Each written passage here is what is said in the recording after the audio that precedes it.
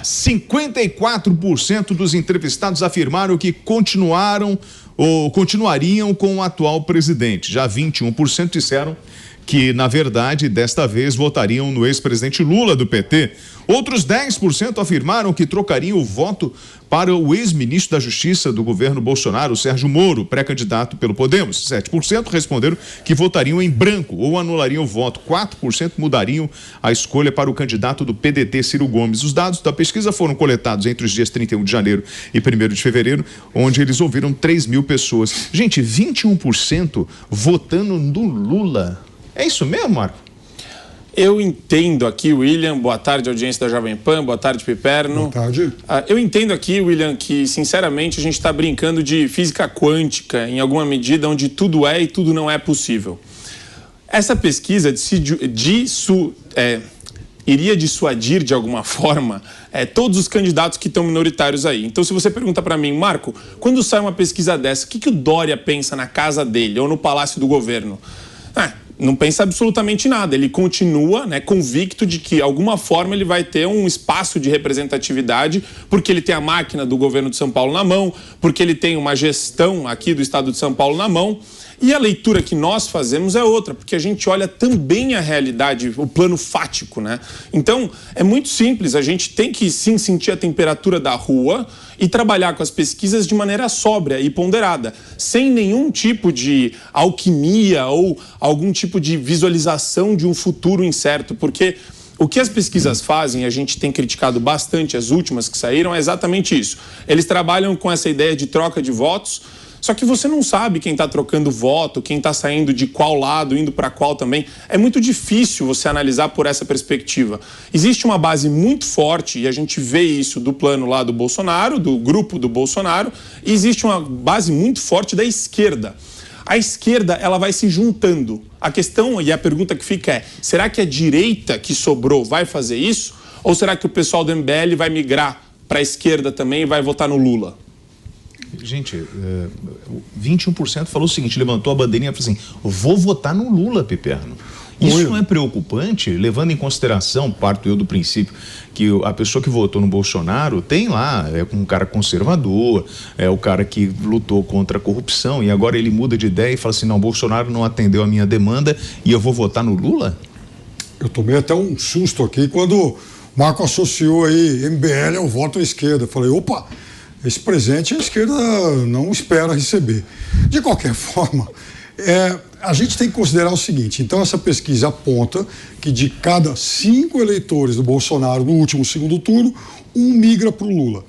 E por que isso, William? Há uma série de razões.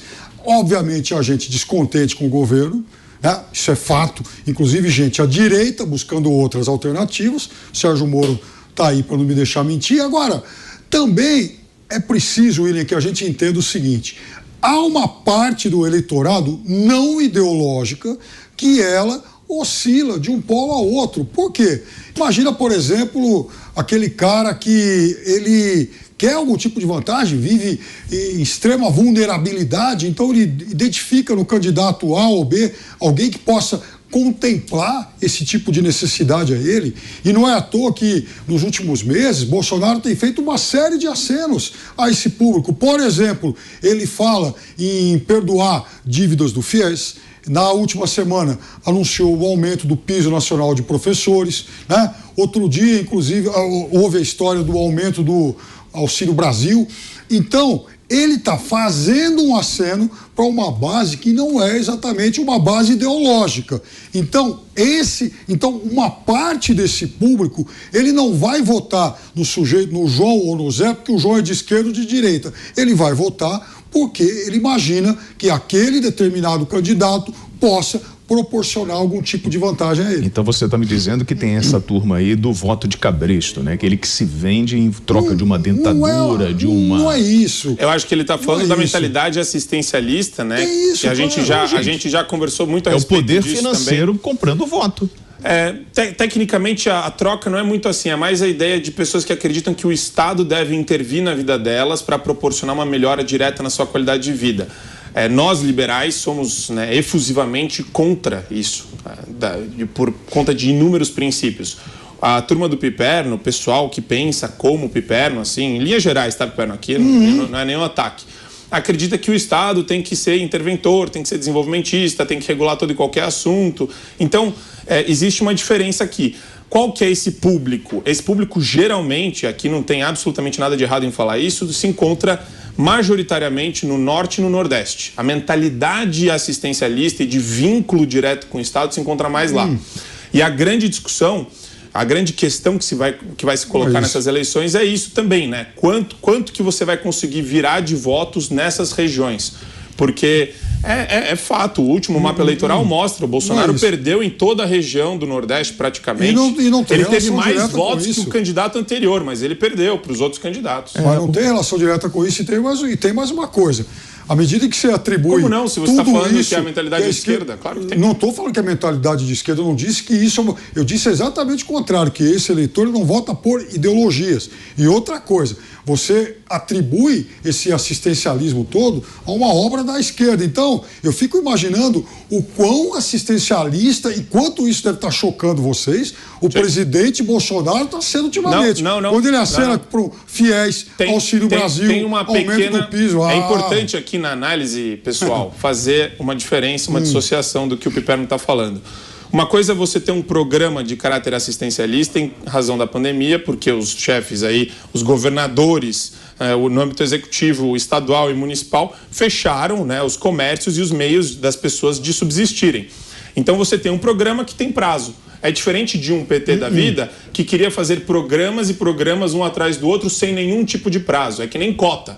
Cota tem que ter prazo. Então, tudo isso daí tem a ver, sim, Piperno, com a mentalidade que o pessoal da esquerda defende. E, assim, não tem prazo. É até onde os olhos enxergarem, entendeu? Olha que discurso incoerente. Quer dizer, o novo Bolsa Família, que o governo rebatizou, não é um programa que tem prazo. Programa para sempre, um programa de Estado. Foi Bolsonaro que rebatizou, inclusive deu até um aumento aí agora para R$300. Então, Bolsonaro foi quem aprovou esse novo Bolsa Família, que é um programa para sempre, é um programa de Estado.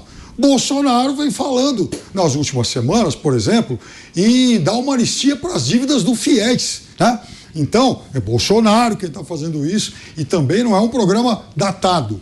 Bolsonaro, por exemplo, na semana passada anunciou aí o aumento do piso nacional de professores, que, por sinal, estados e municípios que vão ter que pagar. Fez caridade com chapéu alheio, mas também não é um programa datado. É engraçado que você fala tudo isso daí, se fosse o Lula fazendo, você ia estar aplaudindo. Eu acho sensacional. Isso a gente defende. Eu acho que o Estado ele tem que reduzir cada vez mais o seu papel no plano social, né? Ele tem que ser a última rede de proteção no plano assistencial. Você está dizendo que o Estado tem que ser... Pode repetir essa última fala sua? A última rede no plano de proteção social para os mais desvalidos. Ou seja, você propõe então o Estado para os ricos?